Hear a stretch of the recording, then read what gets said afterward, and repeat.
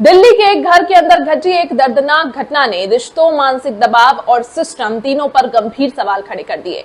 30 साल के जज अमन कुमार शर्मा ने अपने ही घर में फांसी लगाकर जान दे दी और सबसे चौंकाने वाली बात यह रही कि इस पूरे घटनाक्रम के दौरान उनकी पत्नी ने उन्हें रोकने की कोशिश तक नहीं की।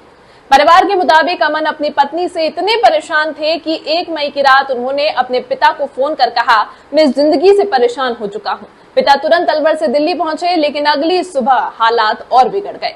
आरोप है कि पत्नी ने ससुर का अपमान किया और उसी के बाद अमन सीधे बाथरूम में चले गए। कुछ ही देर बाद घर में सन्नाटा छा गया। जब दरवाजा तोड़ा गया तो अंदर अमन फंदे पर लटके मिले। इसी बीच पत्नी अपने दोनों बच्चों को लेकर घर से निकल गई। बाहर उसकी आईएएस बहन कार लेकर इंतजार कर रही थी। इतना ही नहीं, परिवार का कहना है कि पत्नी ना तो अमन को बचाने की कोशिश करती दिखी और ना ही उनके अंतिम संस्कार में शामिल हुई। अब दिल्ली पुलिस ने पत्नी के खिलाफ मामला दर्ज कर जांच शुरू कर दी है। मोबाइल जब्त किया गया है और गिरफ्तारी की संभावना जताई जा रही है। यह घटना सिर्फ एक परिवार की त्रासदी नहीं, बल्कि उस मानसिक दबाव और रिश्तों की जटिलता की कहानी भी है जिसे अक्सर समाज नजरअंदाज कर देता है।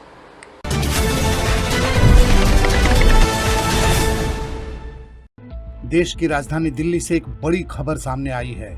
यहाँ के कड़कड़डूमा कोर्ट के युवा जज अमन कुमार शर्मा ने खुदकुशी कर ली है। उनकी उम्र महज 30 वर्ष थी। बता दें कि अमन कुमार परिवार के साथ U4 first floor green park main में रहते थे। उन्होंने खुदकुशी का यह खौफनाक कदम इसी आवास में उठाया। वे फिलहाल दिल्ली विधिक सेवा प्राधिकरण के तहत कड़कड़डूमा कोर्ट में अपनी सेवाएं दे रहे थे। इस वारदात के बाबत पुलिस को पहली सूचना डिफेंस कॉलोनी में रहने वाले जज अमन के जीजा शिवम से मिली। इसके बाद मौके पर पहुंची पुलिस और फॉरेंसिक टीम ने घटनास्थल की पड़ताल की और साक्ष्य जुटाए। पुलिस ने शव को कब्जे में लेकर पोस्टमार्टम के लिए भिजवाया। शुरू में जज की खुदकुशी की जानकारी किसी के पास नहीं थी, पर जब उनके आवास के बाहर पुलिस पहुंची तो लोग इस बाबत जान पाए। मौके पर मौजूद अनिल कुमार ने बताया, मैं तो यहाँ ऐसे आया था मार्केट में। क्या पता चला? मैंने जब पुलिस की गाड़ी देखी तो हम भी आगे इधर देखे कि किस लिए पुलिस आई है। तो वहाँ ऊपर से बॉडी निकाला और लेके गए। कितने बजे? ये 1:30 बजे की घटना। कहाँ रहते हैं? यही रहता हूँ बगल में।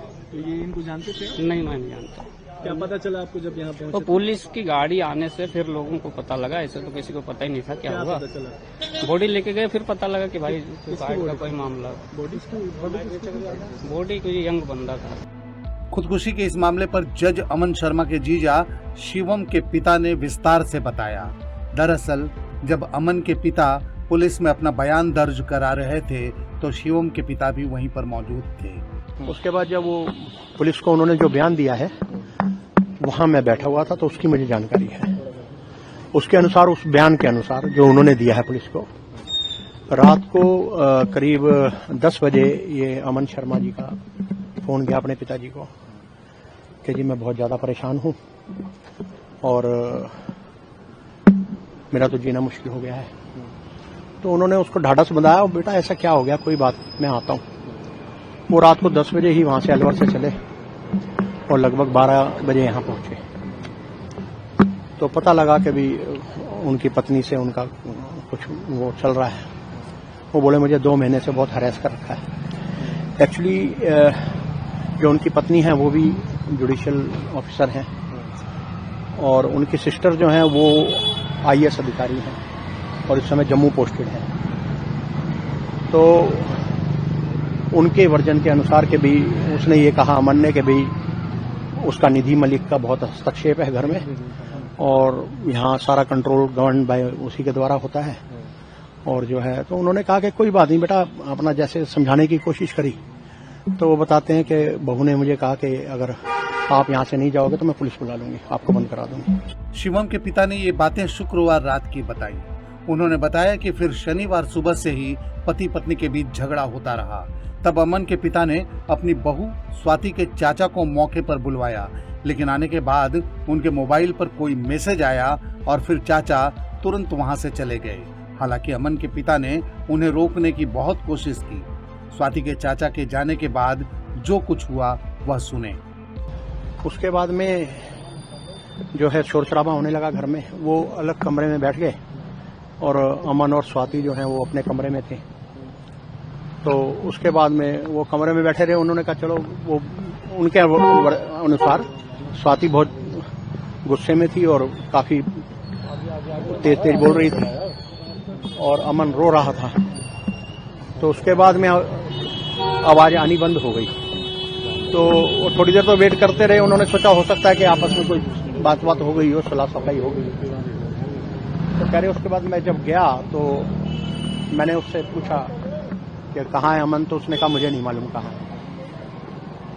तो उन्होंने कहा भाई अभी तुम लोग यहीं बैठे हुए थे तो कहाँ गया। फिर उन्होंने उसके अमन के मोबाइल पे फोन किया तो उसी कमरे में जो बाथरूम था उसमें से घंटी की आवाज आ रही थी। तो उन्होंने वो बाथरूम का दरवाजा खटखटाया और उसको कहा भाई दरवाजा खोल, दरवाजा खोल। इतने में वो युद्धवीर और वो निधि मलिक जो हैं दोनों आए और स्वाति दोनों बच्चों को लेकर वो नीचे उतर गई। उन्होंने बहुत कोशिश की, घर का सारा फर्नीचर वगैरह पटका उस पर दरवाजे पे, दरवाजा नहीं टूटा। फिर नीचे वाले आए तो इन्होंने बताया कि एक शीशा है उसमें शाफ्ट में। तो फिर उन्होंने सीढ़ी मंगाई। वो जो लड़का यहाँ पर गार्ड है शंकर, उसने वो शीशा तोड़ा और वो अंदर घुसा तो देखा कि वो स्वाति की चुन्नी से उसने फांसी लगा रखी थी।